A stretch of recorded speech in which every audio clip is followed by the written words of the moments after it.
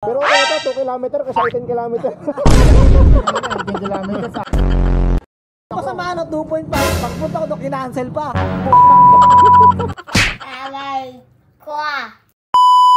Maraming ang mga MC taxi rider na umaaray sa bagong implementasyon sa aming biyahe dahil sa 5 minutong post sa app upang maging dahilan na hindi kami makabiyahe sa loob ng 5 minuto. Ang 5 minutes post job o pasamantalang pagtigil ng 5 minutong hindi makakatanggap ng booking ang isang MC taxi rider ay nangyayari lamang ito kung hindi mo kukunin ang booking na ibinibigay sa iyo. Sa tuwing pagbabaliwala, ang mga booking na dumarating ay 5 minuto agad ang nababawa sa oras upang maging dahilan na makabiyahe pa ito. Lugi nga kasi talaga ang isang MC taxi rider kung ganito ang mga dumarating na booking dahil sa sobrang layo ng pick-up point ito. Wala kasing charge o bayad ang pagpunta ng MC taxi rider sa pick-up point upang masundo ang pasahero. Kaya ang epekto sa amin ito ay lugi na agad sa gasolina, lalo na't walang patid ang pagtaas ng gasolina sa merkado. Kaya humihingi kami ng tulong sa Kongreso at sa Senado upang ito ay mabago at mapag-aralan ng pulisiya at rebisahin ang pagpapatupad nito, lalo na ngayon magpapasko. Napakalaga kasi ang oras na nasasayang sa tuwing nakapos ang app. Malaking kabawasan na rin ito sa aming kita. Malaking epekto rin ito sa aming kaligtasan dahil obligado na kaming kunin ang booking kahit napakadelikado nito, lalo na pag sa gabi.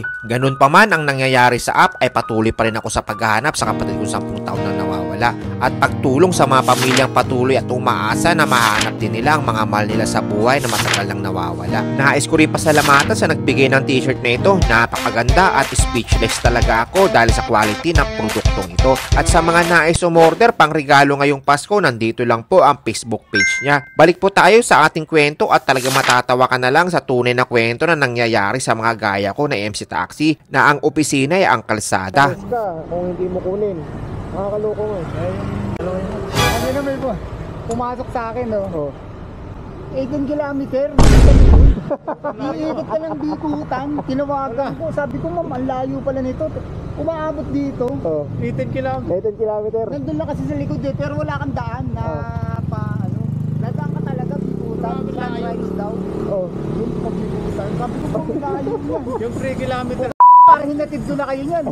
18 kilometer, nakarating ka na ng isa. Oo, nakarating na ako eh. Ihahatid ko lang sa Taguig lang, oh. Sa Pick up. UN. Pick up ka lang, no? Wala pa lang yun, nalayo. Tinignan ko sa mapa, paikot. Wala, tapos tinignan ko yung mapa, puta, walang dadaanan, putol yung mga daan. Okay, akala siguro yung motor mo, jet fighter. Tatalon. Helicopter. Pinakancel ko. Mga kilometer, di ba? Nakita mo?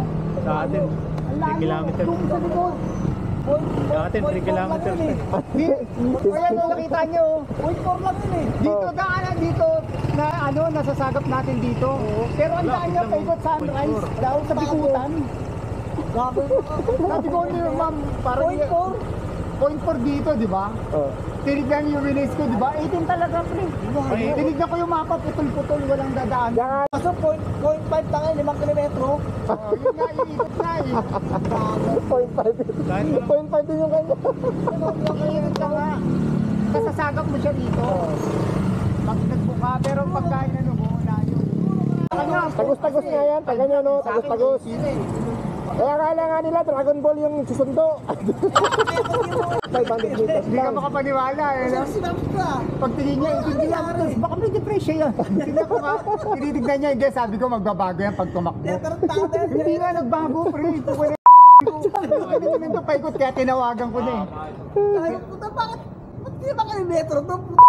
Ito. Taga-Suino, talo ka lang. Tapos yung traffic pa. Kung sa inyo nga, problema nyo, yung mapa sa amin, ang problema, yung app. Kasi may 5 minutes Ang boss kagandaan kami. dito, only ignore. Pag-ignore.